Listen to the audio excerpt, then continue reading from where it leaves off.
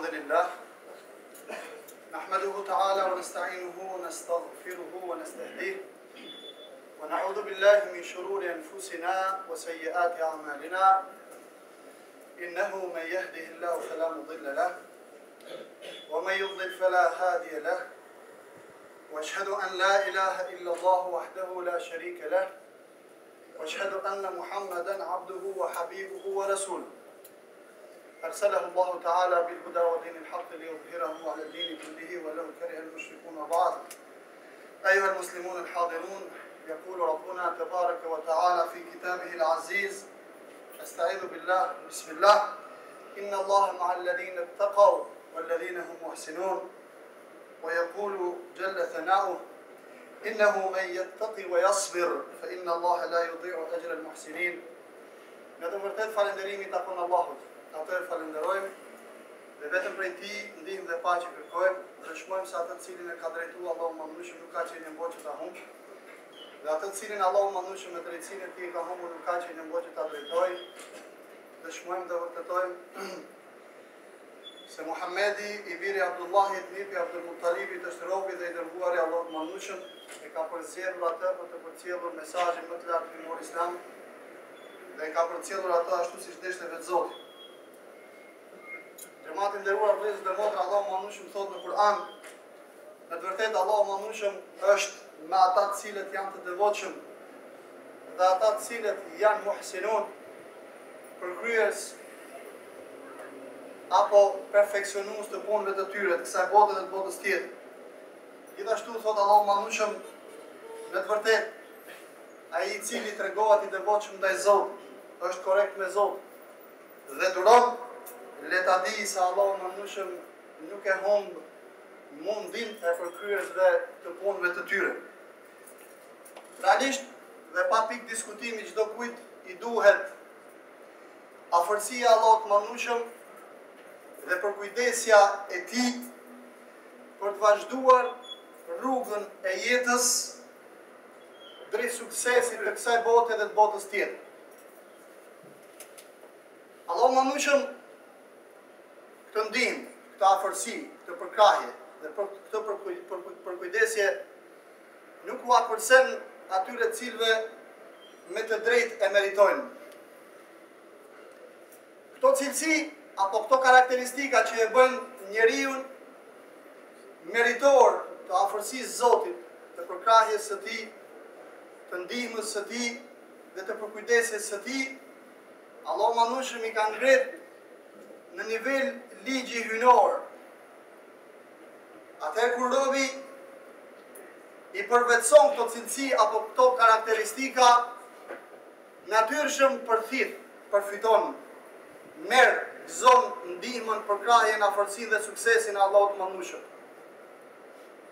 Allahu mëndueshëm këtë gjithësi ka vendosur ligje, si në aspektin material apo kozmologjik, edhe në aspektin social apo shoqëror.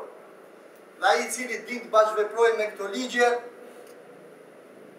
natyrshëm dhe në mënyrë absolute arrin drejt suksesit të kësaj bote dhe të botës tjetër. Dhe kulmi i këtij suksesi është afërsia e Zotit, përkrahja e Tij dhe ndihma e Tij. Allahu mëndueshëm thotë në Kur'an, në ato ajete të cilat i cituam në fillim të kësaj hutbe: Inna Allaha ma'al ladhina ittaqaw wal ladhina hum muhsinun. Allahu mëndueshëm është me ata që janë të devotshëm dhe ata të cilët e përkryejnë, e përsosin punën e tyre dhe veprimtarinë e tyre. Gjithashtu Allahu mëndueshëm në një ajet tjetër kuranor veshtinë të dy cilësive shton një cilësi tjetër.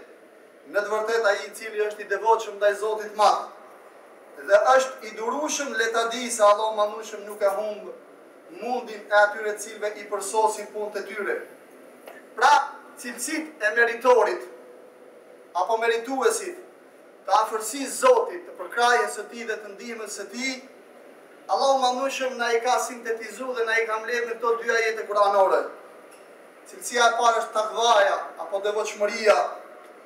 Cilësia e dytë është perfeksionimi apo përsosja.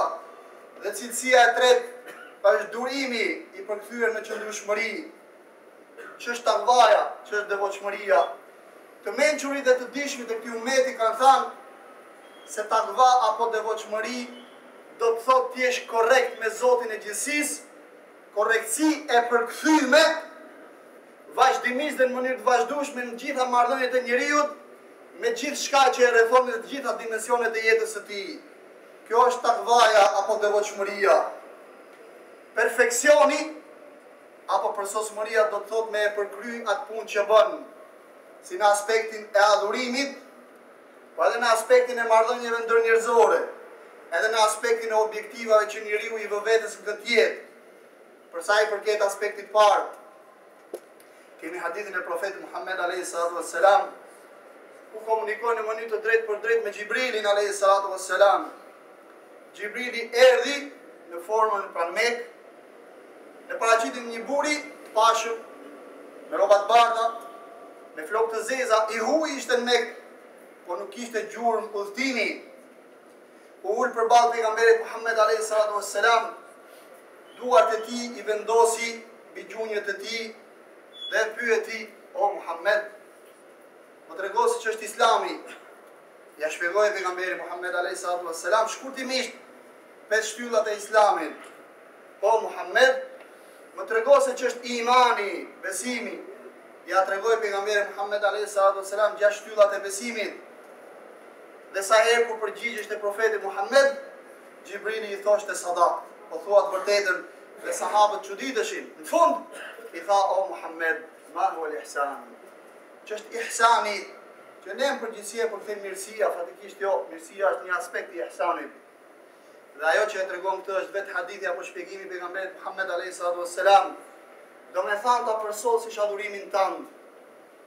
Dhe njeriu quhet se e ka përsos adhurimin e tij kur ka realizuar të gjitha dimensionet e tij, edhe dimensioni më thelbësor i adhurimit është ai që e ka përmend pejgamberi Muhammed alayhi salatu wassalam: "An ta'budallaha ka'annaka tarahu, fa in lam takun tarahu fa innahu yarak."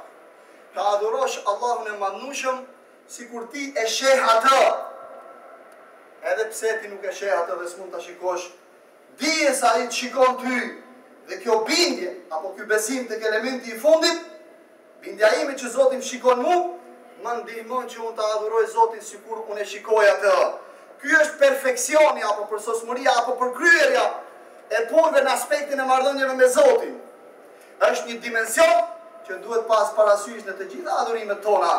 Kur japim zakat, kur japim sadaka, kur falim namaz, kur bëjmë dhikr, kur agjerojmë, kur lexojmë Kur'an, kur bëjmë dua. Inna fi dhalika la dhikra liman kana lahu qalbun aw alqa as-sam'a wa huwa shahid. Në këtë Kur'an dhe në këto argumente dhe në këto ngjarje që sjell Allahu mëndueshëm, le dhikra ka kujtim, ka përjetim, ka dobi për ata çfarë liman kana lahu qalb. Ai i cili ka zemër, po zemër çdo kush e ka këtu brenda. Ai i cili si më dhan i përjeton këto gjëra, i koncepton ashtu siç duhet dhe jeton me ta. El qasama, njëkohësisht është prezent me dëgjimin e tij, është i interesuar totalisht me nervat e tij dhe me sistemin e tij nervor për të marrë vesh se çka thot Allahu mëndueshëm, për të detajzuar apo për të analizuar çdo lloj detaji që ka përmend Allahu mëndueshëm tek libri i tij, qoftë ky urdhër, qoftë normë, qoftë udhëzim apo qoftë ngjarje. Limen kana lahu qalb aw alqa as-sam'a wa huwa shahid. Dhe është prezent me emocionet e tij, me dashurinë e tij, me urrëtin e tij, me mëshirën e tij, me çdo lloj ndjenje me të cilën Allahu mëndueshëm e ka pajis njeriu. Inna fi dhalika la dhikra. Ka dobi në këtë libër të Allahut mëndueshëm, po kush e përfiton këtë dobi? Ata të cilët janë prezent me zemrën e tyre, me dëgjimin e tyre dhe me emocionet e tyre. Perfeksion. Një element po mungoj, mundësia përfitimin nga libri i Zotit ulet. Prandaj ke për atyre që përfitojnë për librin e Allahut mëndueshëm konceptin.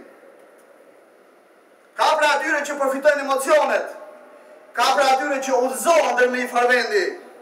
Por e vetmja që duron dhe mundson vazhdueshmëri është realizimi i të tregtit e dimensioneve në bashkëveprimin me librin e Allahut mëndueshëm. Sepse Kurani është koncept që zbret thellë në zemër ku konceptohet dhe përpunohet ashtu siç duhet, dhe shtyn gjymtyrët për ta vepruar në jetën e përditshme. Ky është perfeksioni në aspektin e adhurimit. Perfeksioni në aspektin e jetës së dynjas.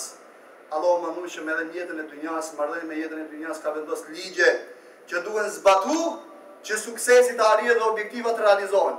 Pejgamberi Muhammed alayhi salatu wassalam ishte më i miri që dite me realizu këtë koncept, me realizu perfeksionin dhe përsosmërinë.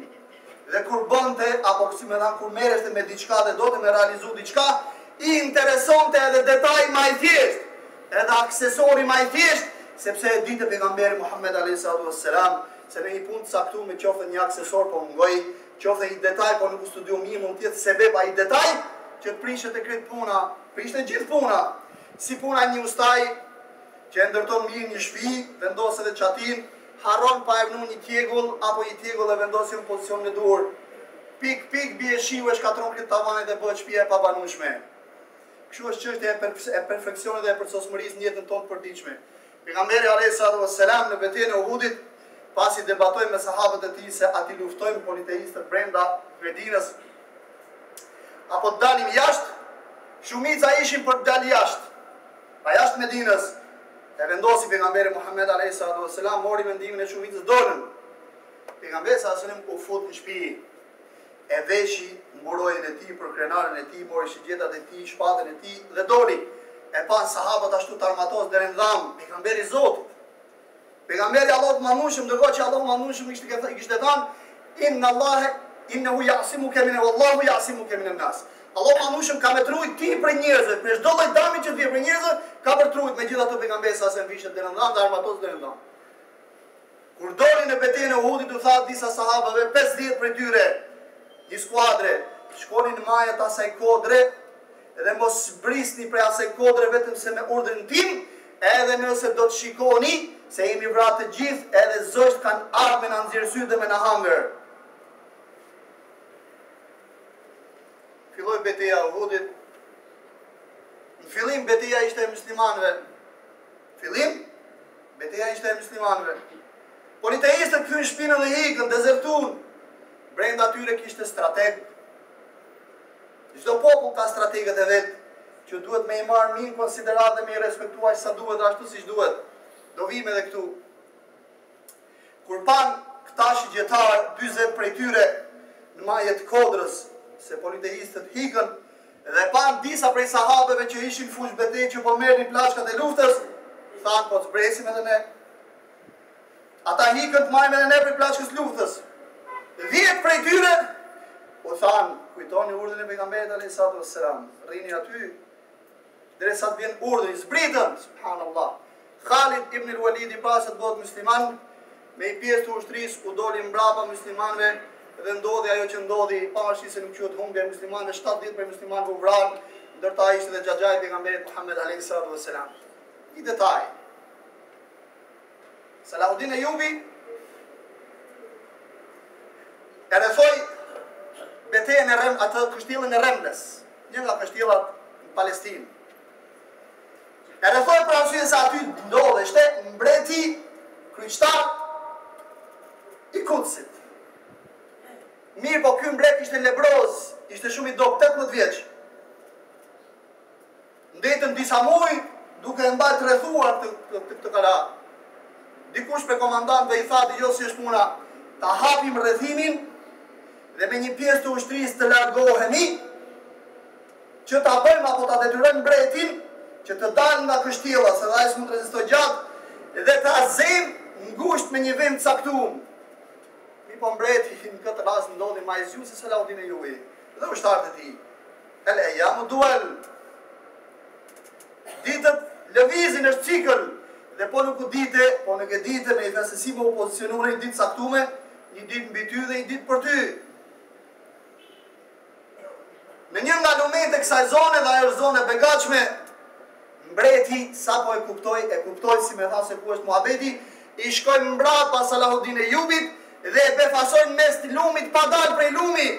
Aty u rreziku seriozisht jeta Salahuddin Ejubi dhe u plagos rang, pothuajse 2/3 e ushtrisë së tij, apo asmena skuadrës së tij, apo kompakt ushtrisë që kishte marrë me vete u shkatrun, dhe u detyru Salahuddin Ejubi të hiki nga një djalosh mbret, 17 vjeçar lebroz, dhe çuditshmja ishte se ai që e plagozë Salaudin Eyyubin ishte ky djalë lebroz. Në betejë, në këtë betejë si më thonë detyruar që të futen në shkretir, humbi dhe e gjetën nomadët. Gjatë kohës që po priste, sepse i kishte mbuluar një stuhi e madhe, djali vllait ti i tha: "Kjo tha ishte dhurata që na bën komandantët tonë me atë mendimin që na dhanë, se duhet me hap rrethimin dhe duhet me u largu." Tha: "O djali vllait tim, faji nuk është i as kërkujt, tha, është i imi." Unë tha, në këtë ngjarje harova një ligj që ma pati mësu xhaxha im, e se du din Shirku al Eyyubi, që ishte krye komandant i ushtrive të Nuruddin Zenkit. Ligji ishte i tillë: La taghtarra bi quwwatik wa la tastahim bi quwwati aduwik. Falamma nasitu hadha nasiyani an-nasr. Me forcën tënde mos u bëj arrogant, mos e mallo forcën tënde. Dhe ndaj armikut mos u trego mos përfillës. Mos u shpërfill armikun, kushdo që tjetë ai.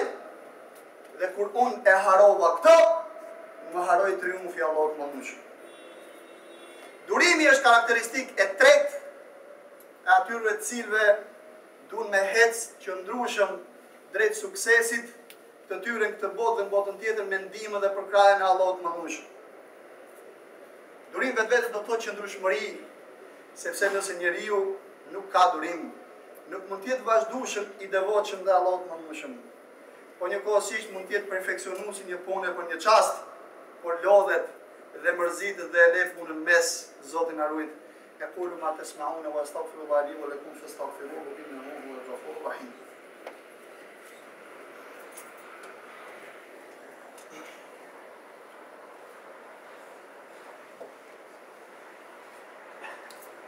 Bismillah, alhamdulillah, wassalatu wassalamu ala rasulillah wa ala alihi wa sahbihi wa man wala. Fillojmë me emrin e Allahut, mëshirës më shpëlotit, paqja dhe bekimet e Allahut mëndshëm qofshin pejgamberin tonë Muhammed alayhi salatu wassalam, familjen e tij, bashkëkohësit e tij dhe gjithë ata të cilët e pasuan dhe do ta pasojnë deri në ditën e gjykimit. Në më pak se 2 javë na vjen miku i begat prej Allahut mëndshëm për tek i gjithë ummeti i muslimanëve. Ky mik është Ramazani, me adhurimet e tij të bereqetshme dhe të madhnishme. Ramazani vetvete, vëllezër dhe motra, përbën realisht shkollën apo universitetin e vërtet të përvetësimit apo të kalitjes apo të marrjes dhe të përfitimit të këtyre cilësive dhe karakteristikave që e bëjnë robin meritor të ndihmës dhe të përkrahjes së Allahut më mëndshëm. Takvaja apo devotshmëria apo korrektësia maksimale me Allahun e mëndshëm. Allahu më mëndshëm në Kur'an: Ja ayyuhalladhina amanu kutiba alaykumus siyamu kama kutiba alal ladhina min qablikum la'allakum tattaqun. O ju që keni besuar, ju është bërë obligim agjerimi ashtu siç atyre para ju që ju të arrini gradën më të lartë të devotshmërisë. Mirë po njeriu gjatë agjerimit, pasi mbaron agjerimin, nuk ngjelet tek kufita e agjerimit. Agjerimi vetvete në këtë muaj të begat thjesht është një furnizim për ne për të vazhduar rrugën tonë drejt Allahut më mëndshëm dhe drejt kënaqësisë së tij. Agjerimi dhe adhurimet e tjera në këtë muaj të begat kultivojnë edhe perfeksionin. Fillojmë në një kohë të caktuar agjerimi dhe e mbarojmë në një kohë të caktuar. Perfeksion në të gjitha dimensionet e njeriu, vendos një harmoni të papame tek njeriu, ato logjike, intelektuale, shpirtërore, po edhe fizike. Pejgamberi alayhi salatu wassalam thotë: ai i cili nuk heq dorë nga fjalët apo nga veprat e liga të gjuhës dhe nga veprat e liga të gjymtyrëve të tij, le ta di se Allahu më mëndshëm nuk ka nevojë për urinë e tij dhe për etjen e tij. Perfeksion në të gjitha dimensionet. Vendos harmoni mes shpirtit dhe gjymtyrëve, harmoni me shpirtin, me zemrën dhe syrit, veshit të tij, duarve të tij, gjuhës së tij, nohatës së tij, këmbëve të tij dhe trupit të tij. Gjithashtu, muaji i bekuar i Ramazanit është quajtur ndryshe edhe muaji i durimit. Sepse normalisht pa durim s'mund të rezistosh si me thënë halalleve të Allahut më mëndshëm. E ke ujë dhe ushqimi përpara, dhe ti nuk i prek për hatër të Zotit. Ai që të motivon, që të jep rezistencë dhe qëndrueshmëri, është durimi. Dhe pejgamberi alayhis salatu wassalam thotë: Inna Allaha yu'ti 'ala sabri ma la yu'ti 'ala ghayrihi. Dhe Allahu më shumë i jep për durimin atë çka nuk e jep për diçka tjetër. Sukses të kësaj bote dhe të botës tjetër. Do mirësinë Allahut më shumë këtë botë dhe botën tjetër, durim. I shoqëru me korrektësi ndaj Zotit dhe robëve të tij dhe i shoqëru edhe me perfeksionim apo përsosmëri të punëve të kësaj bote dhe të botës tjetër të ahiretit.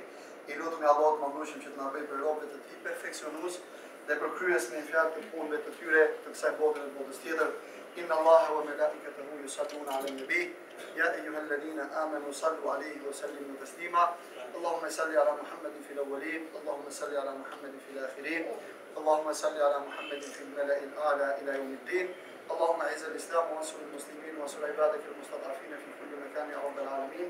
اللهم اشف مرضانا ومرضى المسلمين وارحم موتانا وموتى المسلمين. اللهم بلغنا رمضان، اللهم بلغنا رمضان، اللهم بلغنا رمضان وارزقنا صيامه وقيامه يا رحمن يا ذا الجلال والإكرام يا حي يا قيوم. ربنا آتنا في الدنيا حسنة وفي الآخرة حسنة وقنا عذاب النار. ربنا اغفر لنا ولوالدينا ولجميع المؤمنين والمؤمنات والمسلمين والمسلمات الأحياء منهم والأموات. إن الله يأمر بالعدل والإحسان وإيتاء ذي القربى وينهى عن الفحشاء والمنكر والبغي يعظكم لعلكم تذكرون وأقيموا الصلاة.